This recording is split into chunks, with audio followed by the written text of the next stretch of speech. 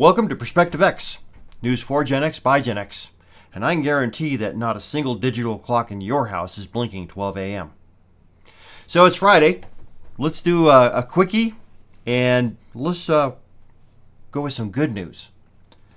So to start off, we're going to go to Texas again. You know, it's amazing. Just talked about this yesterday. Let me go ahead and turn my camera off. Tony Gonzalez has dropped out of his race.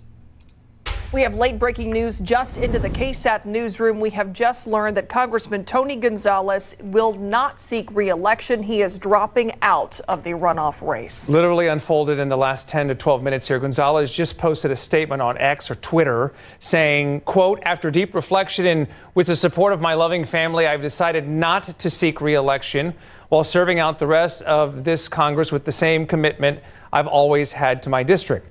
Now, this all comes just one day after Gonzalez admitted to the affair with his former staffer, Regina Santos Aviles, on the YouTube show, The Joe Pag Show.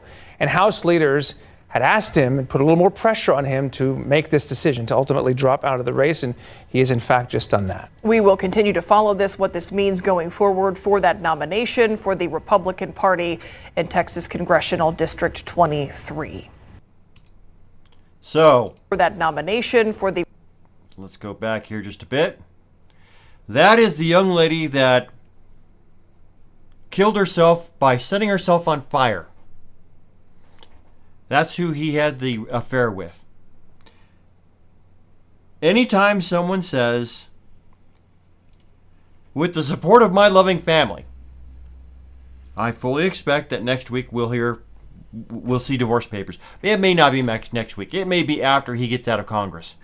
I don't know how many terms he's served. I know that after like 2 or 3, you get as a congressman or a senator, you get a lifetime benefit where they pay you, I don't know, at least 6 figures every year for the rest of your life because you've served your community.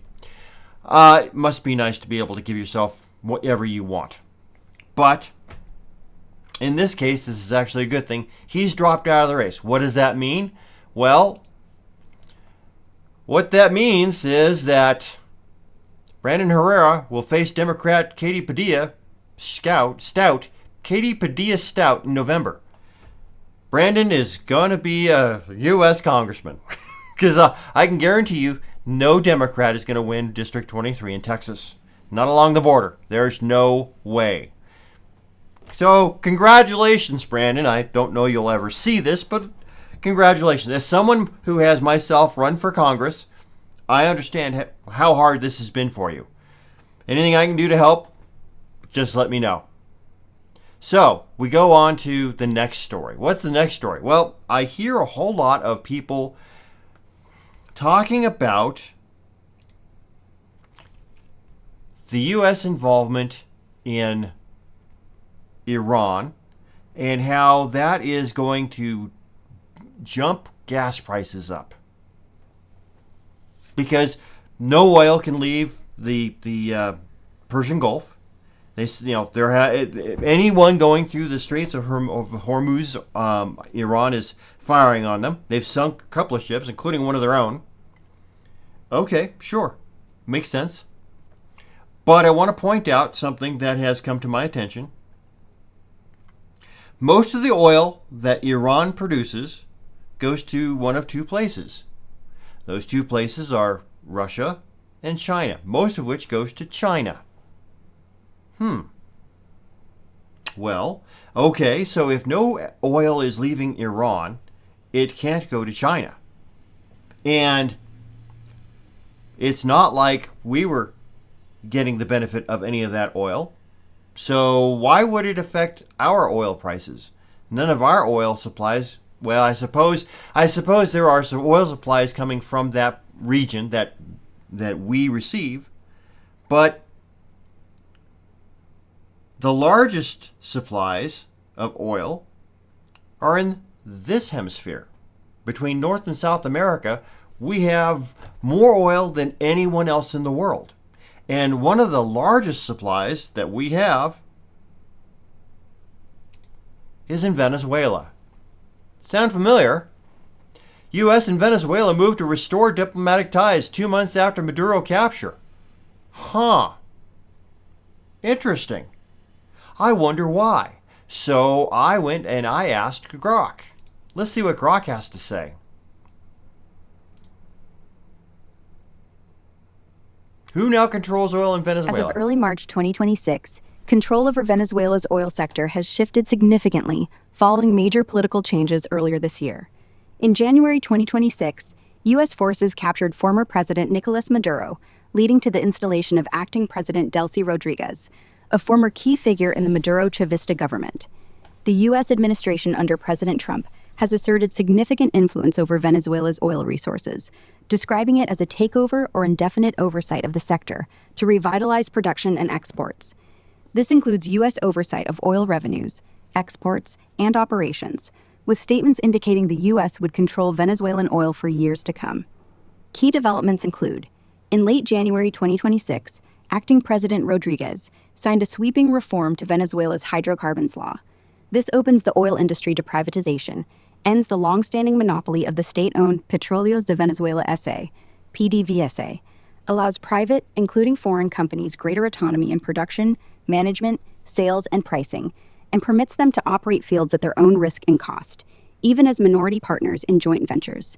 The U.S. Treasury's Office of Foreign Assets Control, OFCH, has issued new general licenses, equal GL50, authorizing companies like Chevron, BP, Eni, Repsol, and Shell to resume or expand oil production operations in Venezuela.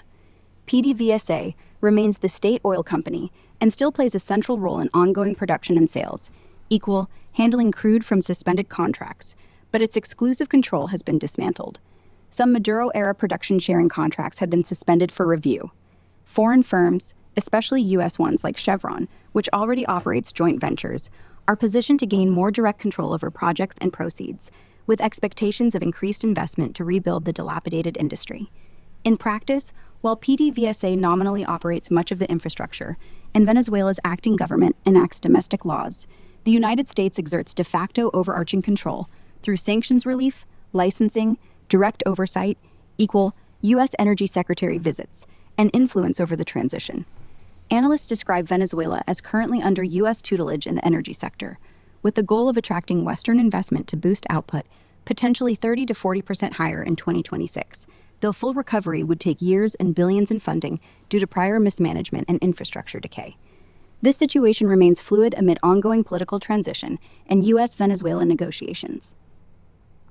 So it's going to take a little time to get Venezuela back up and operating because, well, Maduro and Chavez before him just let everything lay. Nobody was working the oil fields, so there was no maintenance. There was nothing going on. That is why they went from one of the richest countries in the world to one of the poorest.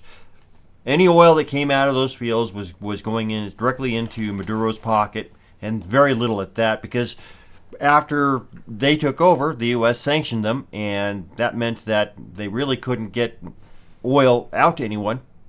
And as we saw earlier this year, before they after they detained Maduro in his sleep from his bedroom in his house, we had all those speedboats that were and oil tankers that were being, the speedboats were being blown up. The oil tankers were being boarded by U.S. Navy or Coast Guard. And so none of that oil, which was also going to China, got to its destination. So we have two things here. We've got oil from Iran and oil from Venezuela, both of which were typically sold to China. Now, both of those supplies have dried up. China no longer gets any of that. Because as long as there's a war on in Iran, none of that oil is getting out anywhere. It's going to stay in the fields. And as long as the U.S. controls, or U.S. companies control the oil fields in Venezuela, which they will continue to do, because even though they're U.S. companies, that oil is going to be sold. The government is going to require a VIG, You sell all the oil to whoever you want. We're going to take a percentage. And I suspect that unlike the Maduro or Chavez governments, a lot of that money will be passed down to the citizens of Venezuela in one form or another, thereby raising everybody up out of poverty, making them happy. That way there's no revolution, unlike in Iran. And if they're smart, they will share the wealth with their people.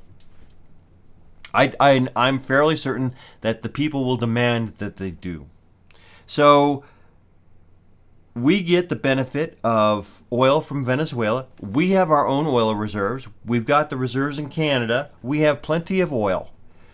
There's no oil shortage for us. And there won't be for, what they say, decades to come. So no, this should not affect the price of gasoline, oil or gasoline, for us. We've got all of it. It's all ours. What it does do is it dries up the oil supply for China. One of the side effects of that is that if China wants to invade Taiwan, if West Taiwan wants to invade Taiwan, and if you get that reference, if they want to do it, they got to do it now. And they just might, assuming that the U.S. is busy with Iran. Now, if Xi and his military are smart, they will look back at history and realize that the U.S. has fought wars on two fronts before, and we won. They may try it. We'll see, but I suspect that they won't. And the longer that they wait to see what happens in Iran, the less oil they'll have for their military machine, the less capability they will have to invade and take over Taiwan, which I think is the plan. I think that is the plan that everybody has been missing. Why are we doing all this? Why did we do all of this? Well, we are removing the oil from and the refined products from China. We are making it so that they cannot fight a war because they have no gasoline, no fuel for any of their war machine. We did the same thing to Japan in World War II. We cut off all their supply lines. Japan doesn't have any oil either. They didn't have any metal. They didn't have anything. They imported everything they used in World War II. Once we cut those supply lines, they no longer had the ability to fight. They're really what it comes down to. Didn't stop them, though. Japanese are very tenacious. China, I think the goal is to point out to them that they don't have a chance and that it would be foolish of them to even try. I agree with that. I agree with pointing out to them that a war or that invading Taiwan with the intent of taking it over is a bad idea. And if we can do that without munitions, without bombing anyone, without sending troops, no boots on the ground, I'd say that's a win. So, like I said, a couple of feel-good stories for a Friday, for your Friday. I will be back next week. Till then, have a wonderful day.